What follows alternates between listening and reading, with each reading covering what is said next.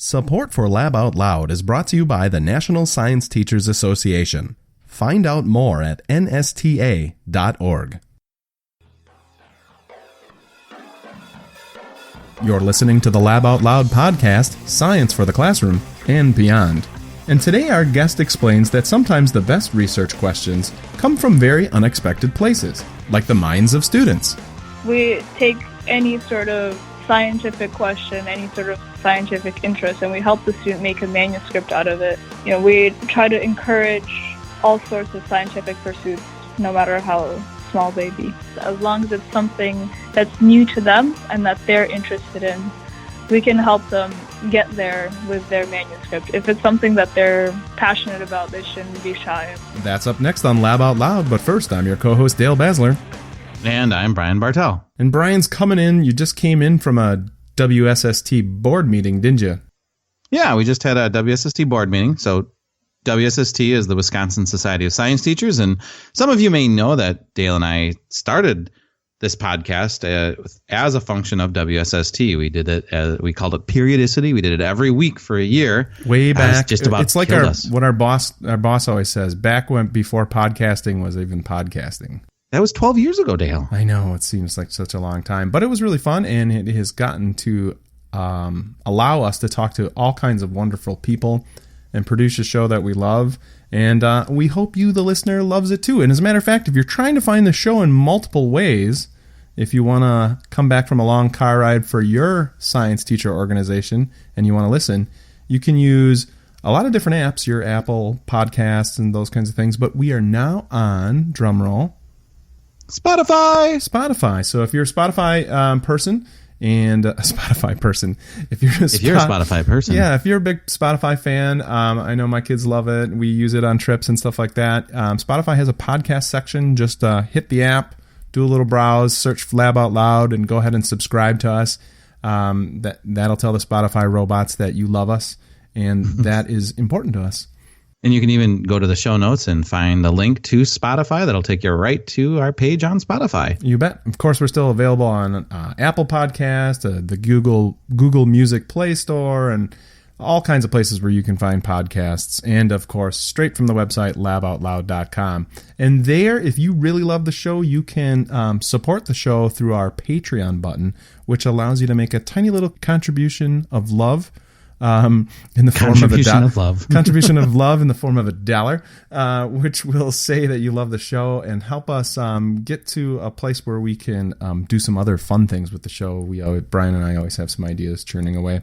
And then what else did I want to say as far as promos? Oh, finally, you can always love the show by wearing our lovely T-shirts in almost any color you want to pick from. And, you know, it's perfect T-shirt weather out for us here in Wisconsin right now. That's right. Last week ago, not so much. We had about 2 feet of snow that we were bearing out from. But now the sun is out, and I'm thinking it's T-shirt time. So if you want to get a Lab Out Loud T-shirt, add it to your wardrobe. Awesome. Adding to your wardrobe, not a segue. I can't make that segue, but today's guest is actually... maybe there is some student research on wardrobe selection. Who knows? I'm sure there is. The voice you heard initially in the little teaser when the episode started was Jamilla Akhund-Zade, and she is joined by Nico Wagner, and they are both here to talk about JEI. Nico is the director of outreach, and Jamilla is doing...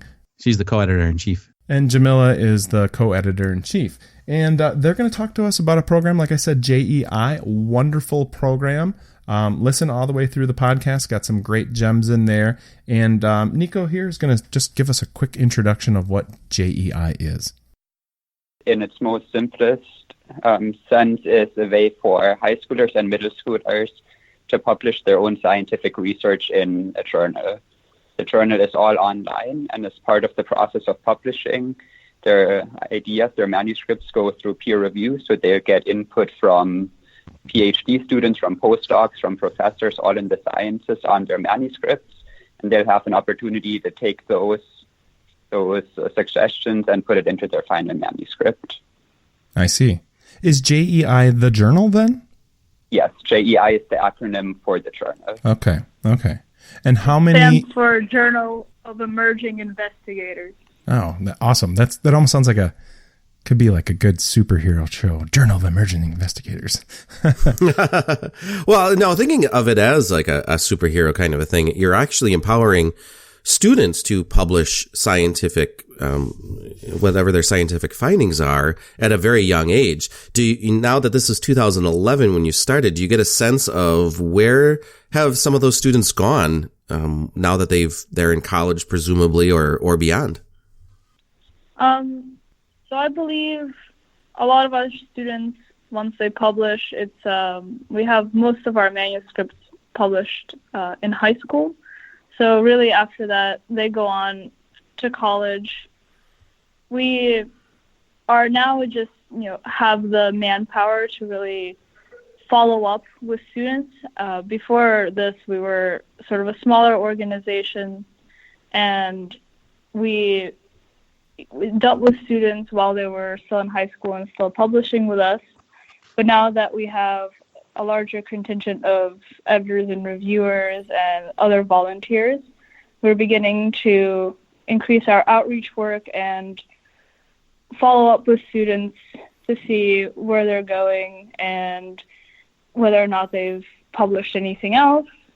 Mm-hmm. But really before this, we've really just seen students go off to college, and since we don't publish college work, that's the last sort of we hear from them.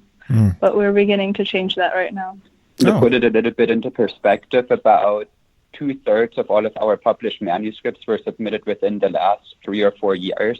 So the majority of the students who've published with JEI haven't graduated college yet. Oh, okay. Okay. How many publications have there been? Do you have a sense of that? I don't have an exact number, but it seems to be in the neighborhood of 125. Okay. And is it only in the U.S.? Is it all over the world? It's all over the world. Anyone who hears about JEI and has an internet connection to submit can do that. So I think we've gotten them from China, Singapore, South Korea, Saudi Arabia. I think we recently got one. So it's all over. Oh, that's interesting. All the publications, can they be read by anyone? Yes, they're all available on our website. They're organized by subject now, so it should be easy to find whatever students are looking for. I see. How does this get started with a student? I think the idea of getting your work published for a middle schooler or a high schooler could be quite daunting. Where do the students start? So I think a lot of the projects, they kind of start as science fair projects. Okay. And then one way or another, they hear about JEI, either through their teacher, through an online search, friends. And then they turn their science fair project into a manuscript, and it's that manuscript that then goes through the peer review process. Another case where projects come from is we have some high schoolers, they work in university labs, say for a summer project or something like that. And whatever they work on isn't necessarily something that will get published by that lab, so they can take it and write it up on their own and publish it through JEI. Okay. Do you get a lot of submissions that are just not quite there? And then how do you handle that where you might get like a pre-research, it's not quite fully fleshed out into a project yet, but you don't want to crush. Do you have mentors? Student, right? Yeah. Do you have mentors that say, hey, we can take you across the finish line? So at JEI, from editors-in-chief all the way to reviewers, we are all mentors to these students. So the process works a little bit like this, where we get manuscripts, and basically the editor-in-chief, my role is to read it through and to see whether all the component parts are in place and are appropriately written. Mm-hmm. And so if a manuscript fails this first part, so basically the type of manuscript you were referring to, that it's not quite all the way there, I will write up a detailed letter to the student detailing exactly what the student needs to change. And then I will wait for them to do their revisions. In the meantime, they can email me and ask me questions. Once this first part is done and I'm happy, I can send it on to the editors, who can send it on to the reviewers. And then the reviewers make much more detailed comments about the manuscript science and organization to improve it even further. And when we send these comments back to the student, the editor's job is to tailor it to the student's grade level and scientific experience so that they can get the most out of the comments. So we will never just say, you have to do statistical tests this or change your statistics or something of that nature. We will detail exactly why we would like them to change these statistics, why it is appropriate to use this particular test here, why you would need to organize your results section in this manner. So we like to teach them using our comments and not have it be sort of a harsh critiquing experience, but more of a learning experience. So Sure. there are very few rejections at JEI. A rejection would only be if a manuscript doesn't fit. It's a review article, not an original research. That is, or if it doesn't have a hypothesis. That would really be the only two criteria where a manuscript would not pass to an editor. I see. Or they work with human subjects and or vertebrate animals. They must have that. We have IRB forms for that. Mm-hmm. Okay. They're based on the Intel Science Fair IRB forms for those students that that kind of work, but not at a regulated research institution. So we definitely allow work like that. You said you tailor like the feedback to the student's grade level. Is there staff at JEI that are trained in education? How do you know to work with students? It's different than working with adults. So are there things that you're doing to meet student needs? So there are no JEI staff that are trained in education, no formal staff that are trained in education. Mm-hmm. We are all grad students that have had teaching experience one way or another. And in terms of tailoring it to a grade level, we have expectations for middle school and high school students that we encourage each of them to meet. So if we know we're writing for a 7th grader, we will not demand exacting, statistical rigor that the student may not be familiar with, and we will include more explanation than we would perhaps for a high school student if we ask for changes. Okay. So a little bit of a flip side to this that I can expand on this answer is all of the students, they have some sort of mentor in their hometown or home area that works with them on this manuscript. It can be either a teacher, a parent, or say a professor at a university whose lab they were in. And oftentimes that mentor will also take a look at all of the reviews you write for them and in the editor's letter. And we've had cases where the mentor says, I see why you would like us to do the statistical test, but my student does not have the background. Can we work out an alternative? So we can also work with the students in that regard to make sure the changes we would like them to make are changes they are capable of making on their own. Okay. So now, when you have these submissions here, you must have learned some things. We often hear about students who are doing remarkable things and came up with ideas that none of us would have ever thought about. Do you see that? Do you have any stories about that? A study that surprised you, for example? So something that surprised me was a little bit in retrospect. This was, I forgot the year, but a few years ago, there was something on the news that a high school student figured out a way that the U.S. government could save millions and millions of dollars just by using a different font in all of their documents. Sure. They would use less ink and save on printing costs. And once I joined the organization, I was surprised to find out that this was a manuscript published with JEI. Oh, wow. Oh, okay. Hashtag fonts matter. Yes. Typeface. Yeah. Okay. So now, do you have any geographical areas where you get more submissions than others? Like apparently Lab Out Loud, we're huge in Wyoming. We heard that from a listener once, but do you have is Texas a hotbed of submission or something like that? I'd say we get a pretty representative mix of manuscripts. I would say perhaps there are more around Massachusetts because we started at Harvard and we reached out to local schools first. But at this point, we're getting them from California. Well, you said it's pretty representative. Would you say is representative for not only the student's location, but maybe their backgrounds, just types of students, ages of students, those kinds of things? I'd say we're overrepresented with high school students because I believe those are the students that have the most independence in sort of the K to 12 education years to pursue projects like this. Okay. I believe that may be the time where they're hearing most about that they can get access, to labs at universities and work there. In terms of background, I don't believe there's sort of any sort of selection bias on our end, at least. It could be just maybe those schools that have heard about JEI could be slightly. Well, what comes to mind is we're trying to open that up. Sure. Well, yeah, what comes to mind is bringing opportunities to the forefront for all students, whether they come from a school that is maybe high status or high socioeconomic background and things like that, that it's an opportunity for everyone. Well, this is why we're trying to increase our outreach work and get our message out there so schools can hear about us, and to make a point of it that we don't just publish manuscripts where a student has produced, incredible high-level work.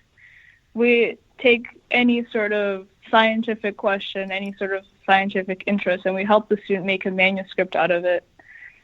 We try to encourage all sorts of scientific pursuits, no matter how small they be. I see. Would you ever go lower than middle school to students perhaps in elementary school? Yeah, I don't see a problem with including elementary school students as well. Okay. It's just that given our history, most of the submissions have come from middle school and high schoolers, like Jamilla said, because they have access to some of the resources they need. But in principle, anybody in the K through 12 system could publish with us. As a teacher who is listening to the show right now, let's say they're interested, they want to get started. What is the first step for that teacher, or maybe a student or a mentoring adult? So I think the first step would be to go to our website. We have information available there for students and for teachers. The information for students is tailored towards students who already have an idea of what they want to do, but it gives them all of the guidelines of what they need to do to turn what they have written up or what they might think about writing up into a manuscript for us. And for teachers, there are similar resources about how a science fair project can be turned into a manuscript. And it'll also give the teachers a chance to look at previous manuscripts to give students some ideas if students don't yet know where to start. So what kind of advice would you give to a student who's on the fence and saying, hey, I might want to try this, but now I hear what you tell me in getting started, but what if my idea is not that good? Well, I'd say that we don't discriminate them on the basis of how good their idea is, as long as it's something that's new to them and that they're interested in. We can help them get there with their manuscript. If it's something that they're passionate about, they shouldn't be shy about whether or not it's good or not. Okay, I see. Sometimes the best questions come from very unexpected places. Oh, sure. Well, this sounds like an excellent opportunity for students and the students of teachers who might be listening. Is there anything, last message, word, point that you want to leave our listeners with? So one thing I wanted to quickly bring up is we're working on even more resources for teachers at the moment. Something we've noticed over the years is that students write their manuscripts, they submit their manuscripts, they get published, and all of those manuscripts then sit on our website for people to read. But we recently had the idea of what if we take these manuscripts that were published by middle and high school students and reintroduce them back into middle and high school classrooms. So JEI has been working on a set of lesson plans to take some of those published manuscripts and put them back into the classroom. That would also help students get more ideas on follow-up work they could do. It'll give them an opportunity to read primary literature and not just textbook literature. Oh, wow. They'll be able to think critically about experiments that have been run by other students, and it'll show them that anybody can do science. Yeah, they're going to make that connection because, it's another student. It's a fellow class, not a fellow classmate, but a fellow student, a peer who has done the research. Well, and I think what you brought up there is absolutely the case that high school students aren't usually immersed in that primary literature in the classroom. Usually it's all secondary down from, the textbook or through, a Google search, for instance. And so, they don't see that primary literature there. And it's not always easy to access either. I think that's another big issue there. So it's good to see that JEI is helping in both of those realms. Yes, and all of our manuscripts, they're on our website and available for free, unlike some of the other major journals out there for college research. Don't make enemies. Yeah. Well, thank you so much for your time, Nico and Jamilla, and we hope to see more submissions and see what students can bring to the table for JEI. Yep, thanks for having us on your podcast. Thank you. You bet. Thanks much. If you'd like to learn more about today's episode, head on over to our website, laboutloud.com, for more information. You can also find details about all the previous episodes, and you can leave us feedback and comments. We want to hear from you. If you enjoyed the show, make sure you've subscribed on iTunes, Google Play Music, or your favorite podcasting platform. And if you really enjoyed it, consider leaving us a rating or a review. Your feedback helps others find our show. If you like Lab Out Loud and you love the show that we provide for you, please consider supporting the show at our Patreon page. Head on over to patreon.com/laboutloud for more information. Until next time, I'm Dale Basler. And I'm Brian Bartell.